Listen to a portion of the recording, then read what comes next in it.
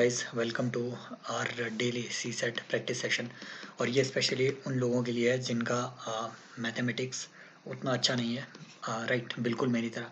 तो इसके लिए हमने पैसेज के लिए ऑलरेडी 8 से 10 सेशंस पहले लिए हुए हैं एंड हमारी एक्यूरेसी उसमें लगभग 90% की रही है गाइस। और ये कोई भी आंसर की देखे बिना हमने ये ऑन द स्पॉट यहाँ पे चीज़ें सॉल्व की थी। अब हम यहाँ पे रीजनिंग पे फोकस कर रहे हैं। अगले 4-5 दिनों पे हम रीजनिंग के क्वेश्चंस को कवर करेंगे। अगेन मैं आपको बार बार कह रहा हूँ, मैं आपको टफ क्वेश्चन सॉल्व करवाना नहीं सिखाऊंगा। मैं यहाँ पे ये डिस्कस करेंगे साथ में मिल करके कि इजी क्वेश्चंस को आइडेंटिफाई कैसे किया जाए, राइट। और रीजनिंग का पार्ट जिसमें आपको कम से कम 15 क्वेश्चन मिलते ही हैं, उन रीजनिंग के क्वेश्चन को अपना स्ट्रॉन्ग होल्ड कैसे बनाएं।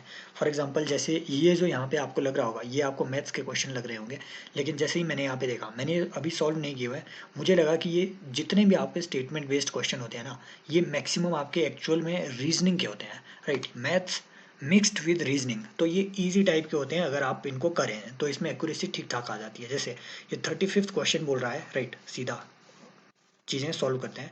इन a group of 120% 80 are Indians and rest are foreigners, ठीक है। Further 70% in the group can speak English. The number of Indians who can speak English is, right. तो ये देखो, ये बोल रहा है कि टोटल कितने लोग हैं, 120। 80 आर इंडियंस, तो फॉरनर कितने हुए, राइट। 120 है टोटल, राइट।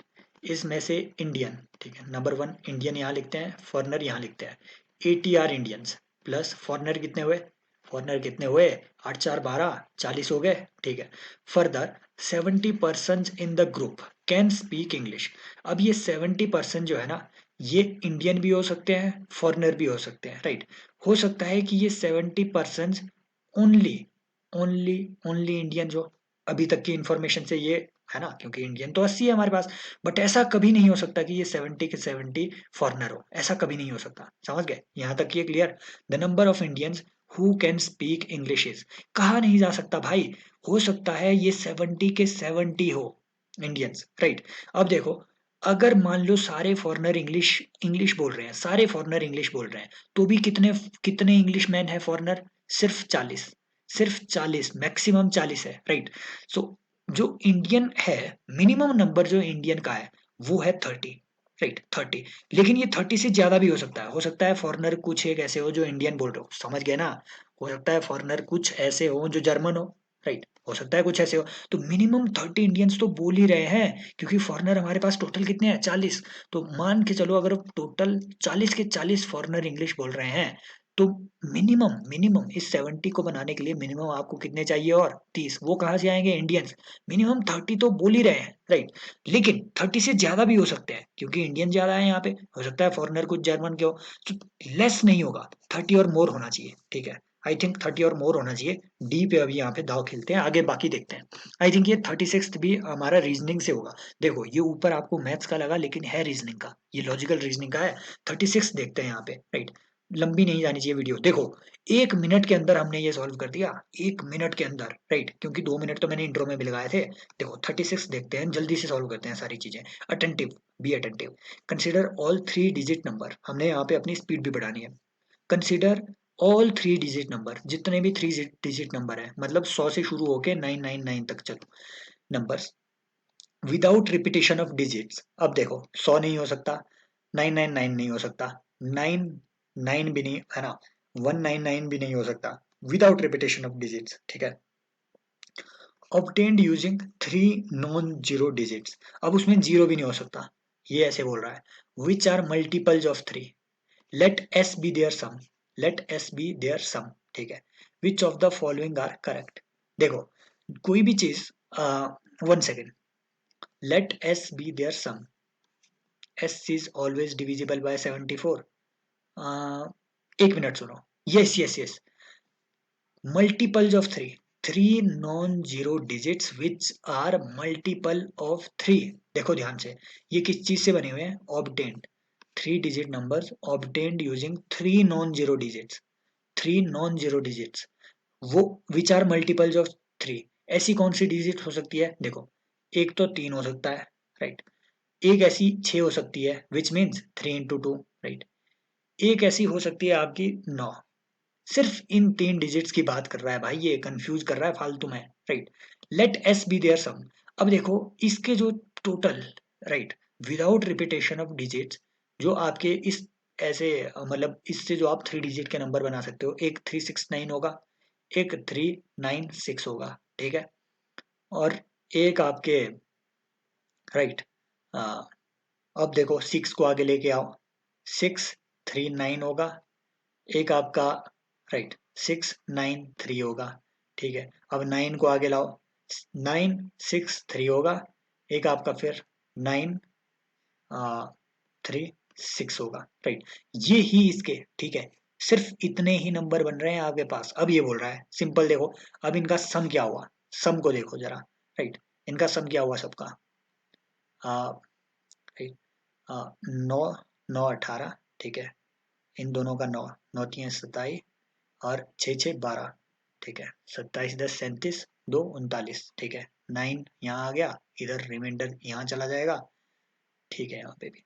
अब देखो यहाँ पे भी तो यही नंबर है सारे, आई थिंक, देखो 9 9 9 18, 9 3 27 27 12, ठीक है, ठीक है, राइट, 39 आया था, और 39 और 3 9 3 12 42, अब आगे 4 चला जाएगा, फिर से इन सब का सम आ जाएगा 39, 39 प्लस 4 43, राइट, सो ये आ गया इनका सम। अब देखो कोई भी चीज अगर 9 से डिविजिबल होगी या 3 से डिविजिबल होगी तो इन सब का सम डिविजिबल होना चाहिए, इन सारी डिजिट्स का। क्या ये डिविजिबल है? 9 से पता करते हैं, राइट, 9 2 11, 11 3, ये डिविजिबिलिटी का रूल है। अगर कोई भी चीज 3 से डिविजिबल होगी या 9 से डिविजिबल होगी तो उस नंबर के सारे डिजिट्स उनको कैलकुलेट कर दो, नंबर्स को कैलकुलेट कर दो, और वो डिजिट्स अगर इन दोनों से डिविजिबल है तो वो नंबर भी डिविजिबल होगा। This is the rule, right. 9 2 11, 11 3 14, 14 4 18, 9 दूनी 18, यस यस। सो 9 से तो डिविजिबल है 18, राइट, सो ये तो ठीक है अपना। अब 74, राइट, 74, 9 7 8 9 8 72, नहीं, आपका हो सकता है ये फिर 8 3 36 12 चौके 48, 12 5 60, 12 6 72, नहीं, ये भी नहीं हुआ। देखो 74, राइट, इसको थोड़ा फैक्टर में डिवाइड करते हैं जरा, ताकि हमें पता चले कि 74 को, है ना, दो दिए 6 और एक 7, 2 7 14, 37, राइट। अब देखो ये 2 से डिविजिबल है ही नहीं क्योंकि लास्ट में 9 है, 2 से डिविजिबल है ही नहीं क्योंकि लास्ट में 9 है। इसके फैक्टर तो हमने किए ना, 74 के ये हुआ, समझ गए। 2 से तो भाई ये डिविजिबल है ही नहीं, क्योंकि 2 से डिविजिबल कौन होगा? जिसके लास्ट में या तो 0 होगा या 2 होगा या 4 होगा या 6 होगा या 8 होगा, समझ गए। सो ये 2 से तो डिविजिबल है ही नहीं, इसे हटाओ, for sure answer must be, ठीक है, याद रखो आंसर मस्ट बी। इसमें हमने थोड़ा टाइम लगा दिया, थोड़ा ज्यादा टाइम लगा दिया, यस, 3 4 मिनट लग गए इसमें, राइट। सो छोड़ो, कुछ एक ऐसे क्वेश्चन आते भी हैं, राइट। अब आते हैं अगले में, आई थिंक ये भी आपके रीजनिंग का है, एक बार पढ़ के देखते हैं अगर रीजनिंग का हुआ तो। There are two classes A and B having 25 and 30 students respectively, ठीक है, तो साथ में बनाते हैं, ए हो गया, बी हो गया, ए में है 25 और बी में है 30। Class A, the highest score is 21. In Class A, highest score is 21. Highest score कितना है इसका? H 21, right. And lowest is 20. Lowest is 17. Lowest is 17. Okay. In Class B, highest score is 30. Highest score is 30. Okay. देखो यहाँ का highest compare करो, and lowest score is 22। Lowest, देखो भाई इनके हाईएस्ट से इनका लोएस्ट भी ज्यादा है, समझ गए ना, तो बी की जो है एवरेज मार्क्स ज्यादा आएंगे, सिंपल बात है, राइट। और इनके नंबर भी ज्यादा है, 30 है स्टूडेंट्स तो। 4 students are shifted from class A to class B. Class A के ना सारे निठल्ले हैं, निकम्मे हैं, इधर देखो, हाईएस्ट इनका 21 है, लोएस्ट इनका 17 है, यहाँ हाईएस्ट इतना है, इनके हाईएस्ट से भी ज्यादा इनका लोएस्ट है, समझ गए। तो ये तो निठल्ले है, क्लास ए के स्टूडेंट तो निठल्ले है, पता चल रहा है ना। बस अब क्लास ए के 4 स्टूडेंट इन्होंने शिफ्ट कर दिए, तो क्लास ए में कितना बचेगा? क्लास ए में हो जाएगा अब आपके पास 21, और क्लास बी में कितना हो जाएगा? क्लास बी में हो जाएगा आपके पास 34, राइट। और आए हैं निठल्ले स्टूडेंट, इनके लोएस्ट स्कोरिंग स्टूडेंट से भी कम इनका हाईएस्ट स्कोरिंग होगा, समझ गए। सो अब देखो कंसीडर करो स्टेटमेंट को, the average score of class B का average score will definitely decrease, yes it will decrease, definitely it will decrease. क्योंकि भैया यहाँ से जो लोग आ रहे हैं ना, मान लो अगर हाईएस्ट स्कोरिंग को यहाँ शिफ्ट कर दिया, फिर भी ये इनके लोएस्ट स्कोरिंग से तो कम ही है इनका स्कोर, इट मीन्स इनका नेगेटिव वेट पड़ेगा ना यहाँ पे एवरेज पे, राइट। सो ये तो डेफिनेटली डिक्रीज करेगा, एवरेज निकालने की जरूरत ही नहीं है, ये तो सही बात है। The average score of class A will definitely increase, नहीं ऐसा तो नहीं है डेफिनेटली इंक्रीज, नहीं, हो सकता है कि क्लास ए के हाईएस्ट स्कोरिंग को यहाँ पे शिफ्ट किया गया हो, तब तो डिक्रीज हो जाएगा भाई इनका एवरेज स्कोर क्लास ए वाले का, समझ गए ना। क्लास ए वाले का तब तो डिक्रीज हो जाएगा, क्योंकि भैया जो ज्यादा नंबर वाले थे उनको तो आपने शिफ्ट कर दिया, बच गए और ज्यादा निकम में, तो इनका तो और कम आएगा फिर average. So I think A must be the answer, समझ गए। ये 2021 के प्री के क्वेश्चन है, और ये हमने कितने टाइम में सॉल्व किया देखते हैं जरा। ठीक है, मतलब ये 2 मिनट में सॉल्व हुआ है अपने से, इतना ही लगना चाहिए, राइट। ये हमारी स्पीड अभी ठीक है, बाद में हम मैच भी करेंगे इन चीज़ों को। देखो, अब देखो ये एकदम बढ़िया होते हैं, राइट, ये वाले क्वेश्चन स्टेटमेंट और मतलब रीजन। ये डाटा सफिशिएंसी का है, राइट। इनको बड़े ध्यान से पढ़ना, डाटा सफिशिएंसी के क्वेश्चंस इजी तो है लेकिन बड़े ध्यान से पढ़ना है, एक एक चीज को पढ़ना पड़ता है इसमें, राइट। अदरवाइज गलत होने के बहुत चांसेस रहते हैं इनके, ज्यादा रिस्क मत लेना। Priya is 4 ranks below Seema and 31st from the bottom, statement ये बोल रही है। Ina is 2 ranks above Seema and 37th from the bottom. What is Seema's rank from the top in the class of 40 student? ठीक है, which of the following is, ठीक है, ये data sufficiency का है। देखो ये बोल क्या रहा है, Priya is 4 ranks below Seema and 31st from the bottom. देखो मान लो ये बॉटम है, यहाँ पे बॉटम है, मान लो ये बॉटम है, राइट, इधर को बॉटम है, तो यहाँ से 31st काउंट करो, 31st, ये आ गई आपकी कौन, प्रिया, राइट, ये आ गई आपकी प्रिया। अब 30 प्लस में 4 ऐड करो, +4, राइट, तो यहां आ जाएगी आपकी सीमा, राइट। तो सीमा की रैंक कितनी हुई बेसिकली, राइट, सीमा से 4 रैंक नीचे है, तो इसका मतलब है कि सीमा आई थिंक 35 रैंक होगी, राइट, 35 रैंक होगी, yes. And Ena is 2 ranks above Seema, Ena जो है 2 रैंक ऊपर है सीमा के, +2, मतलब 37वीं रैंक पे है, राइट। तो ईना, ये हुई आपकी ईना, ठीक है। And 27th from the bottom, भाई ये निकाल तो दिया, क्या डालने की जरूरत थी। What is Seema's rank from the top in the class of 40 students, तो टोटल कितने हैं, टोटल कितने लोग हैं, 40, मतलब अब सीमा की रैंक तो हमने निकाल दी 35, सीमा की रैंक तो हमने 35 निकाल दी, और इवन सीमा की जो है, right, Seema and 31st from the bottom, ठीक है। Even statement 1 alone is sufficient to answer the question, right, क्योंकि यहीं से हमने निकाल दिया कि सीमा की रैंक 35 है, सीमा की रैंक 35 है, टोटल स्टूडेंट 40 है, तो समझ गए ना, यहीं से हमने निकाल दिया स्टेटमेंट 1 अलोन इज सफिशिएंट। अब देखो स्टेटमेंट 2 अलोन है क्या, ईना इज 2 रैंक्स अबव सीमा, अगर, अब देखो अलोन, देखो इसे अलोन, सीमा की हमें रैंक ही नहीं पता है, and 37th from the bottom, ठीक है। अरे इससे भी निकल रहा है, देखो ये बोल रहा है ईना की रैंक कितनी है, 37th, कहाँ से, बॉटम से, और ईना की रैंक है 2 rank above Seema, it means Seema की कितनी आई, 35, तो यहां से तो हम निकाल रहे हैं अलोन, इससे भी हमारे निकल रहा है what is Seema's rank from the top in the, yes yes, समझ गए। तो टॉप से सीमा की रैंक कितनी आएगी, टॉप से सीमा की रैंक कितनी आएगी नीचे की ओर, राइट, ये आपकी 5 रैंक आएगी, 5th रैंक, तो दोनों से निकल रहा है, स्टेटमेंट 1 अलोन इज नॉट, नहीं, स्टेटमेंट 2 अलोन इज नॉट, नहीं, either statement 1 alone or statement 2 alone is sufficient to answer the question, c must be the answer, c should be the answer, समझ गए ना। so this is how इसका c होना चाहिए, yes, दोनों में से अकेली भी दे दो तब भी आप आंसर निकाल लोगे, सिंपल बात है ये, राइट। अब आते हैं इधर अगले क्वेश्चन में, कितना टाइम हुआ, या 4-5 क्वेश्चन काफी कर दिया हमने, एक क्वेश्चन और कर लेते हैं ये, राइट। कितने क्वेश्चन किए हमने, 1 2 3 4, 4 क्वेश्चन कर लिया हमने, राइट, ठीक है, राइट।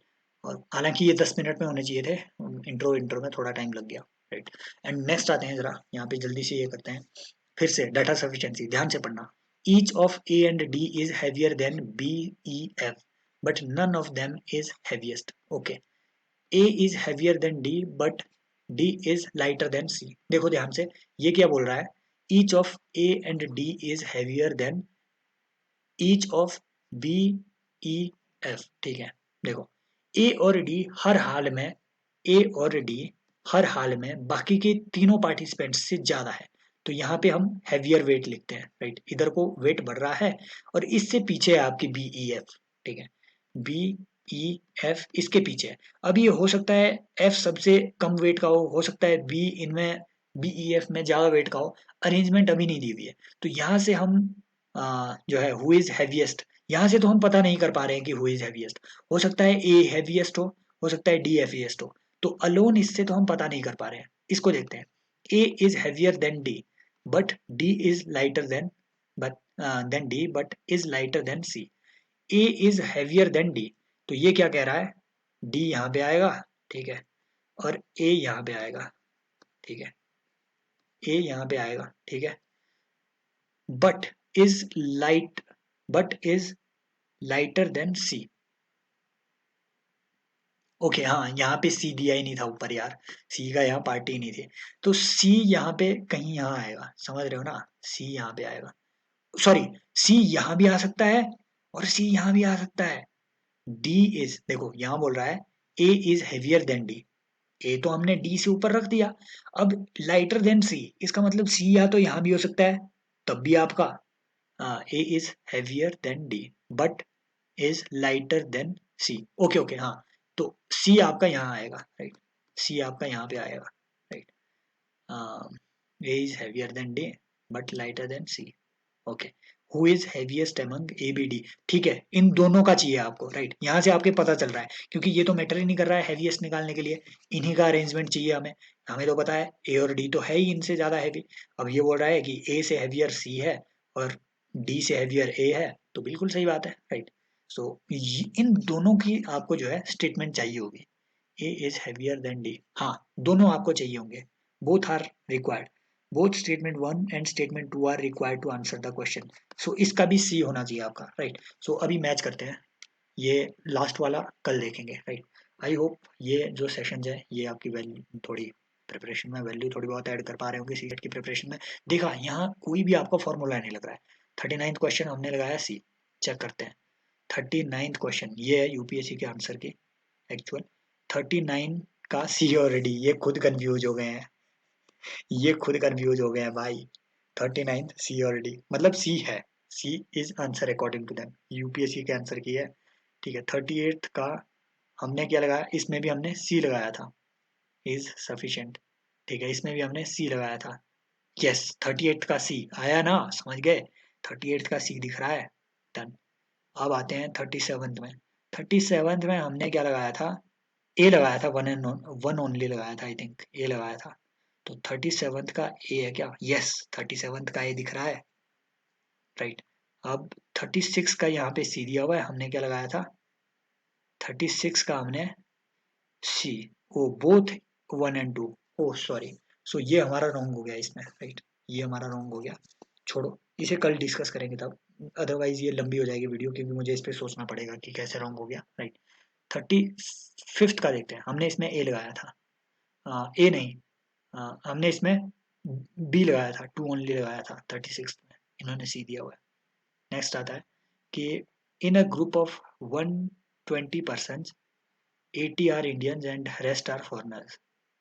हाँ, इसमें हमने लगाया था डी 30 और मोर, 35th का डी, यस 35th का डी दिख रहा है।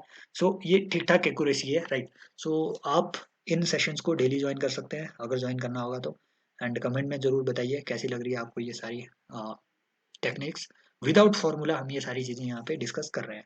Thank you so much, take care, bye bye, as always love you all.